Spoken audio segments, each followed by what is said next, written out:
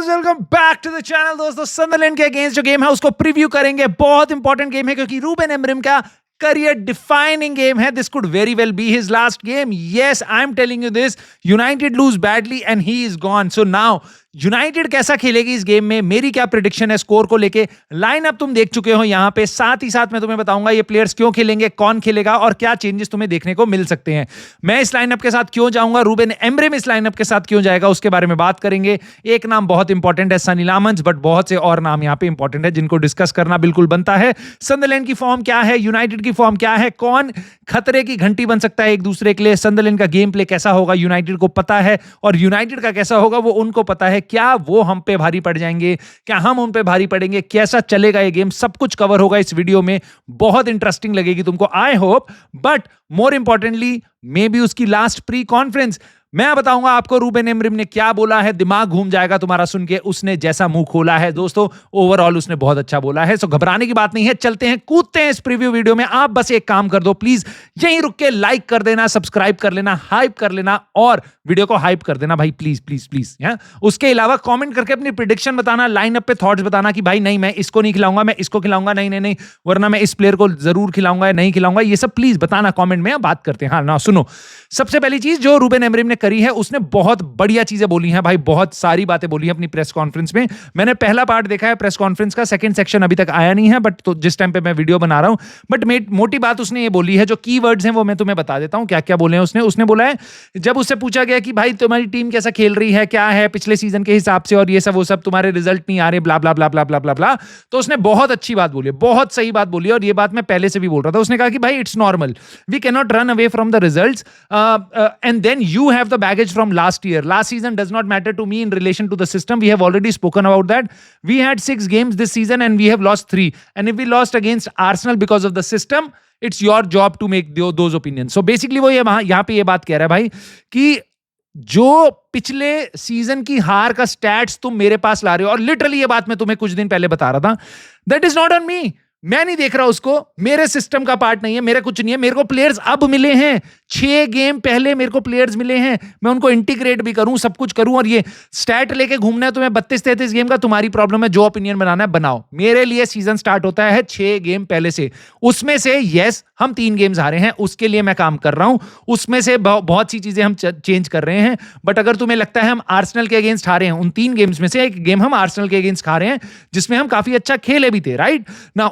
वो कह रहा है कि अगर वो वाला गेम भी सिस्टम के कारण हारे हैं तो तुम्हारी मर्जी है, जो ओपिनियन बनाना है बना लो। मोटी बात वो ये कह रहा है। तो मुझे ऐसा लगता है Ruben Amorim is aggressive here, aggressive, मैं लिटरली बोलूंगा एग्रेसिव। लोगों को लगता है बस चिल्लाना और हल्ला मचाना और गाली गलौज देना, that is aggressive. No, this is aggressive भैया। मैं ये मान रहा हूं, खत्म कहानी। चाहे तुम्हारा डिमीनर सौरव गांगुली जैसा नहीं, राहुल द्रविड़ जैसा हो, बट यस कामनेस के साथ भी एग्रेशन आ सकता है, and this to me is very aggressive. वो सीधा सीधा चैलेंज कर रहा है जो तुम स्टैट्स लेके आ रहे हो कि भैया मेरा सीजन अभी स्टार्ट होता है। वो बाद में ये भी बात बोलता है कि I look at the game, we didn't win, the most important thing when I watch the game is not because we lost of the system works 1 week, then it doesn't work the other week, and then it works again, and then it doesn't work again. So बार-बार अगर कोई चीजें काम कर रही हैं, नहीं कर रही हैं, इसका मतलब वो चीज खराब नहीं है, कुछ और खराब है।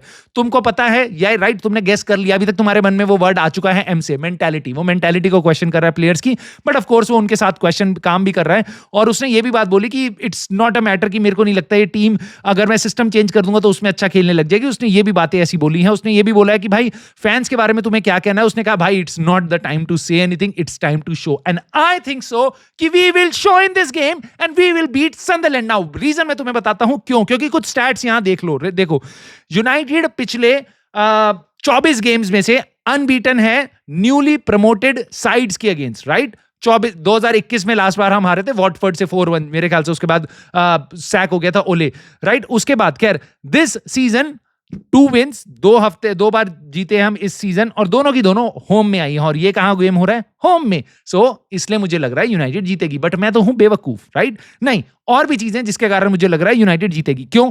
क्योंकि यूनाइटेड 30 गेम्स में से लास्ट टाइम जब सन्दरलैंड के अगेंस्ट खेली उसमें से बस 2 ही बार हारी है। 28 बार या तो ड्रॉ हुआ है, 22 बार जीते हैं और 6 बार ड्रॉ हुआ है। तो मोस्टली हम जीतते ही हैं। सन्दरलैंड के लिए हिस्टोरिकली हमारा रिकॉर्ड बहुत अच्छा है।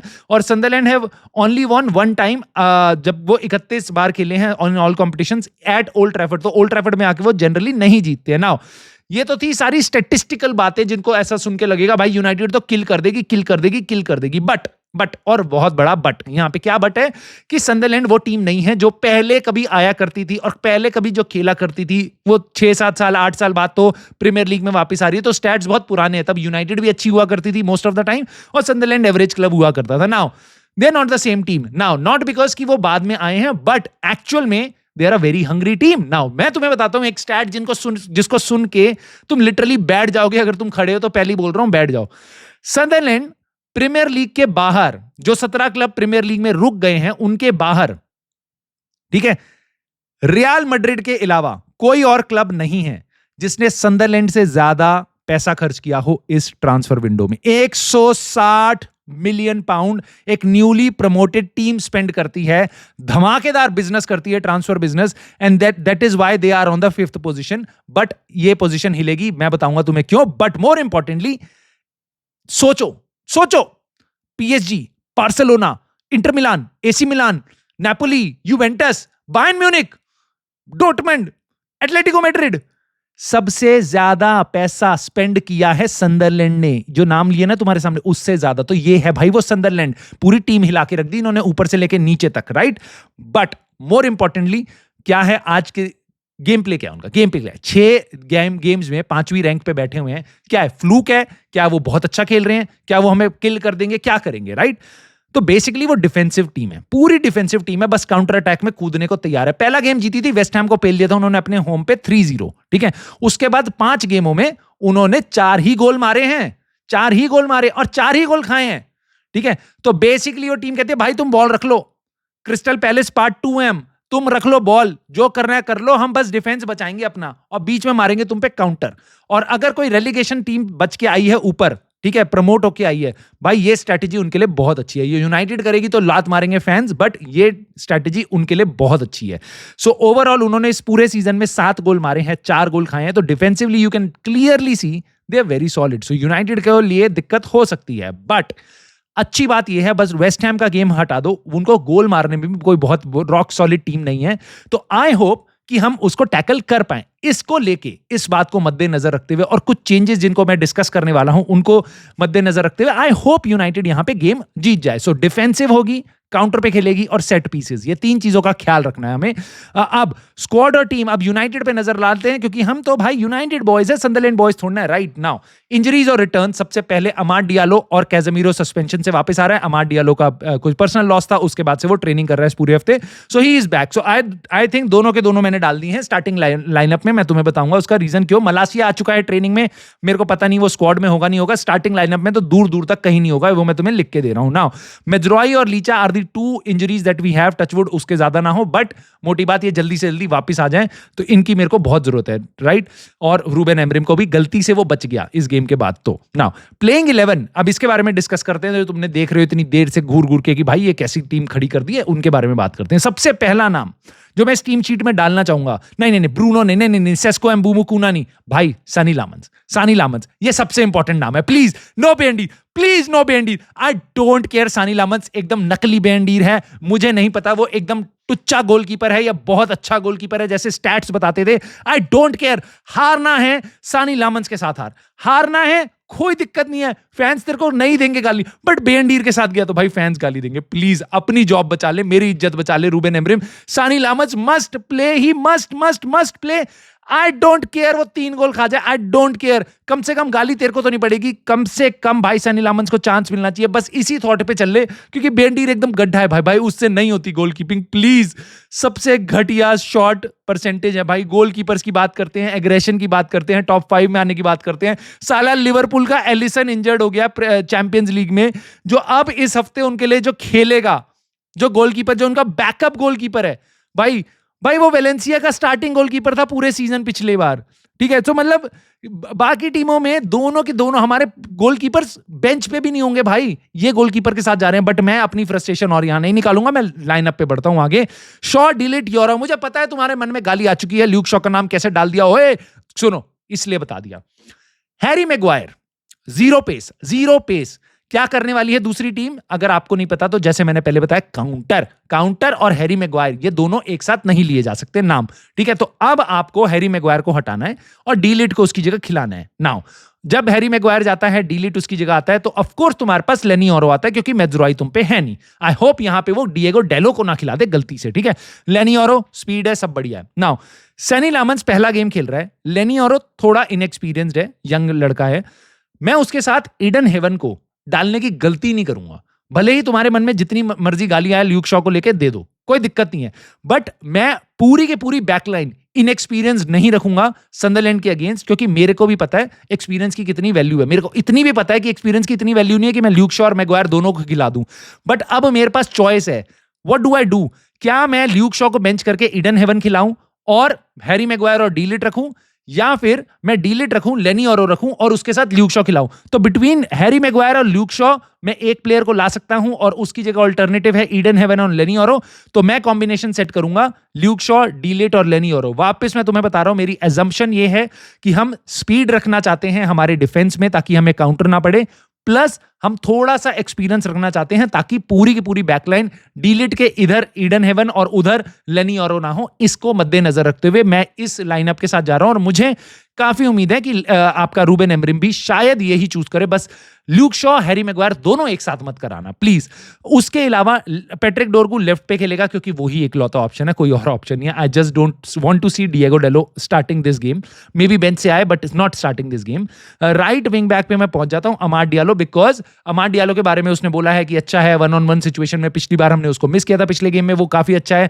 और मुझे ऐसा लगता है जब तो वो दूसरी टीम डिफेंसिव है, राइट, वो काउंटर अटैकिंग खेल रहे, तो हम उनके हाफ में ज्यादा टाइम बिताएंगे, तो हमें बॉल प्लेइंग प्लेयर्स चाहिए। इसलिए अमाड डियालो मैं राइट विंग बैक पोजीशन पे खिलाऊंगा, because he can give us that creative spark. I know उसकी जो बेसिकली उसका फॉर्म है इस सीजन बहुत ही हॉरिबल रहा है, वो अमैड रहा है फॉर्म, बट अमाद को खिलाना और उसको देखना हम पे ऑप्शन नहीं है, टू बी ऑनेस्ट। ऐसा नहीं है कि अमाद को बेंच कर दो भाई, ट्रेंट एलेक्सैंडर आर्नोल्ड या डम्फ्रीज को खिला दो, नहीं भाई, यही है जो है। तो अमाड डियालो ही खेलेगा। उसके बाद बीच में तुम बोलोगे कैजेमीरो क्यों, ब्रूनो क्यों, तो मैं तुम्हें बताता हूं ब्रूनो इसलिए क्योंकि अच्छा लगे बुरा, पेनल्टी मिस करे या नहीं, वो कैप्टन है और रूबेन एमरिम को उस पर पूरा भरोसा है। And I think so he is our best midfielder. I know people question कि भाई वो हमारी पोजीशन पे ठीक नहीं है और ये सब वो सब, बट देखो यार, तुम अपना खून जलाना जला लो, रूबेन एमरिम उसको ही स्टार्ट करेगा। उसके साथ मेनू को करता है, उगाटे को करता है और कैजेमीरो को करता है। उसकी बात मैं तुम्हें बताता हूं, वो डिफेंसिव प्लेयर लाएगा, वो यहां पे उगाड़ते ला सकता है कैजेमीरो, और मुझे लगता है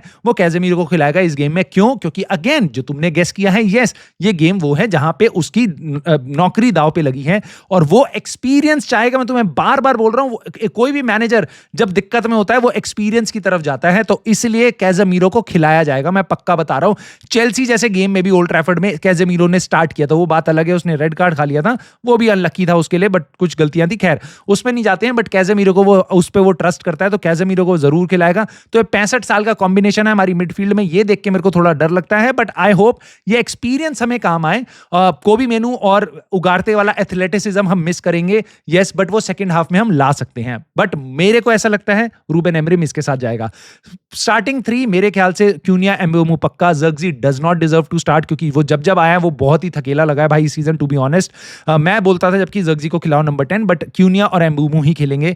मेसन माउंट एक कॉम्बिनेशन बन सकता है कि उसको नंबर 9 खिला दिया जाए, बट मुझे नहीं लगता वो इस गेम में ऐसा कुछ होगा। सेस्को के साथ ही वो जाएगा। सेस्को की तारीफ भी करी थी उसने अपने प्रेस कॉन्फ्रेंस में, उसने बोला था कि सेस्को ऑफ द बॉल भी काफी सारी मेहनत कर रहा होता है, तो he is really good, I am impressed by him. So I think so Sesko के साथ जाएगा, there is no other alternative. So ले देके मेरे को लगता है ये टीम होगी। ऑफ कोर्स आप बेंच पे से देखते हो प्लेयर्स आ सकते हैं, मेसन माउंट यूजफुल हो सकता है, कोबी मेनू बहुत यूजफुल हो सकता है, बहुत अच्छा प्लेयर है।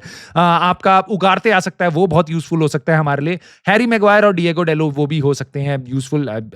खैर देखते हैं, हो सकता है, कोई बड़ी बात नहीं है भाई, मैं ऐसे बोल रहा हूँ। हैरी मैग्वायर ही लास्ट मिनट में गोल मार रहा है हेडर लेके। सो इस टीम का कोई भरोसा नहीं है, मेरे को नहीं है, तुमको नहीं है, रूबेन एमरिम को नहीं है, किसी को नहीं है। तो but I hope, I think इस लाइनअप के साथ जाएगा। तुम्हारी क्या राय है? तुम अपनी अपनी जरूर बताना, बट प्रिडिक्शन तो तुम्हें जरूर बतानी पड़ेगी भाई, क्योंकि मैं भी तुम्हारे को प्रिडिक्शन बताने वाला हूं। और पूरा समीकरण, पूरी कैलकुलेशन करके, डिफरेंशिएशन, इंटीग्रेशन सब कुछ करने के बाद मैंने इस फैसले पे मैं आया हूं कि भाई यूनाइटेड जीतेगी ये गेम 2-0। यस, अब तुम बोल लो मुझे डिल्यूजनल हो क्या या नहीं, नहीं नहीं, मुझे पता है जो टेबल देख के तुम कह रहे हो भाई 5th place team versus 14th place team, I don't think so it is fair.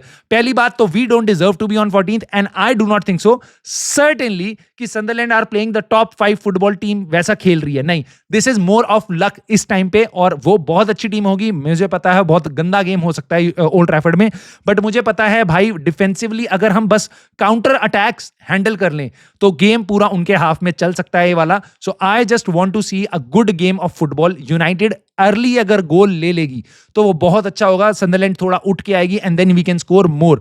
They are not the sharpest in front of the goal, मैं तुम्हें फिर बता रहा हूं, इट इज नॉट दैट कि they will cut through us. Of course अगर Harry Maguire जैसा और बेंडीर जैसी गलतियां ना करे पिछले गेम में, so it would be a very tough game for them to get a victory, ठीक है। But in case they get a victory और यूनाइटेड अगर हार गई तो भाई रूबेन एमरिम का पत्ता हो सकता है साफ, चाहे भले ही दुनिया कुछ भी बोल ले, डेविड ऑनस्टीन या लॉरी विटवेल कुछ भी आके बोल ले कि सदरलैंड के गेम के बाद उसको हटाएंगे नहीं, बट मुझे ऐसा लगता है अगर हम 1-0, 2-0, 3-0 कुछ भी ऐसा हार गए तो तुम अपने आप को पाओगे 17th नंबर में, और वो जो 2 हफ्ते का गैप आ रहा है ना वो बहुत बड़ा दिखाई देगा, और उतने में मैनेजर उड़ जाता है, ठीक है।